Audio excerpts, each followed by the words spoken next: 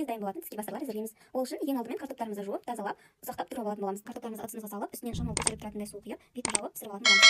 Әзірге картоптарымыз дайын болғанша осылай ас-көктерімізді майдалап турап алдым. Ыдысымызға жұмыртқамызды жарып, үстінен шамалы тұз, қара бұрыш және паприка қостым. Қалғанша басқа дәмдеуіштерді қосуға болады. Осылардың барлығын жақсылап араластырып, әзірге шетке қойып қоямыз. Енді біздің осы арада картоптарымыз пісіп дайын болды. Картоптар өте жұмсақ болды. Осылай барлығын шамшының көмегімен майдалап, езіп, пюре сияқты қылып жасап аламыз.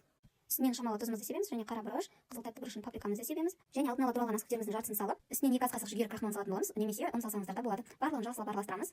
Бір ыдысымызға нан үгінділерін, яғни панировочный сухариді салып, үстіне бағана жарты қалған ас-көктерімізді салып, барлығын жақсылап араластырып аламыз. Осылай тақтайдың үстіне салып, өзіңізге ұнайтын қалаған пішін жасасаңыз болады. Мен осылай пішін жасап болғаннан кейін осылай шамамен қатты емес, қатты емес, қатты қалың емес қалыңдықта барлығын кесіп шығатын боламыз. Енді қызып тұрған табамызға майымызды құйып қыздырып алатын боламыз. Әзірге майымыз қызғанша картоптарымызды жұмыртқадан дайындалған пияға салып, үстінен панировочный сухариға алатын боламыз. Барлығын осылай дайындап қоямыз.